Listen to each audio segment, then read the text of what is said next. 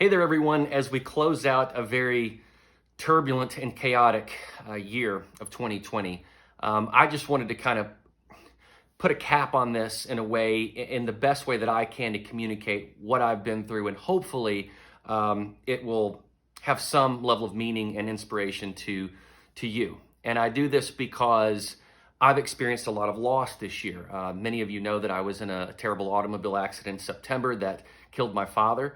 I've lost friends. I've lost career opportunities. I've lost relationships. Some people experience catastrophes, 2 and 3 times over the course of life. I've experienced a lot of them in a very short amount of time. And 2020 is kind of responsible for that. So, but I also wanted to say this because there's much grace and many blessings that I've found in this year. And I would be doing myself and everyone a disservice if I didn't tell you about that. And it's tough to put in a paragraph. It needs a video like this. I'm reading Jordan Peterson's book, 12 Rules for Life, and he talks about how noble it is to find meaning in life and to address our being. And to take on the responsibility of just being and finding order from chaos, because we are in chaos. 2020 was chaos.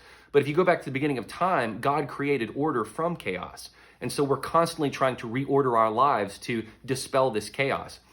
Now, at the beginning of the pandemic, when things were looking kind of bleak, my dad suggested that I come back to Memphis, which is where I've been born and raised. I don't really like Memphis. I don't consider it a great city. And so I was reluctant to do it.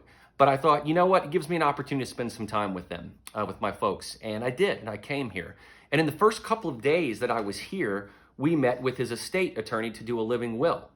When you do these things, you think this is for something way down the road. Little did I know what was ahead. Furthermore, all of these tapes, these old tapes of me as a kid, video camera tapes, I started transferring all of them. I took it on as a project to transfer all of them over to DVD.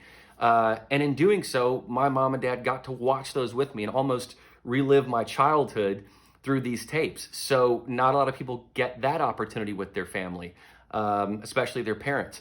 And then I go on this great fishing trip and I catch an albino trout. And then on September 13th at around 1:20, 1:25, things change drastically in spite of already having a tough year. But I want to say this, is that I'm confident where my father is. And I'll tell you why I know this.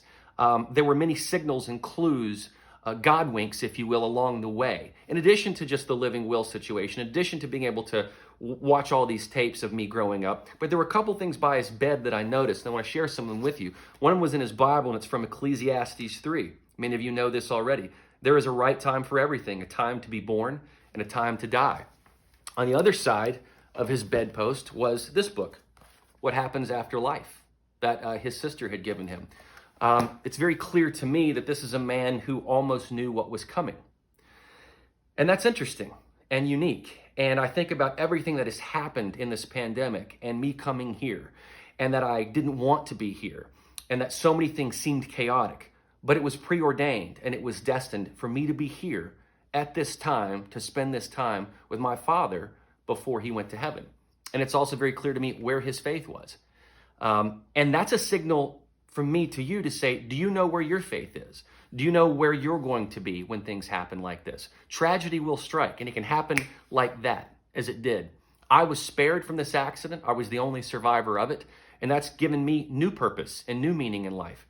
And I'm really determined to find out why I have been spared and what I will do going forward.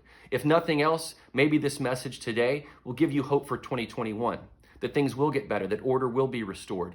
But we also have to be cognizant about it, be aware of our surroundings, and do something about it, which means getting our affairs in order, getting our house in order, getting our rooms in order, and getting our lives and souls in order. And so my message to you is to think about this year as an opportunity to grow from it, as I have, and know that things happen for reasons. We always hear that. But I'm going to go one step further. Things happen for godly reasons. There's a predestination to them of the order in your life and what is meant to happen at this particular time. And so I'm more inspired than I am sad. I grieve, of course, as you can imagine, but I'm also very inspired in looking back and saying, that's why I was here in Memphis. That makes sense to me. I didn't want to be here. I resisted it. But there was a reason that I was here, and I know it. So to you all, I wish you a wonderful 2021. And here's to hoping and wishing and making that year be a great year.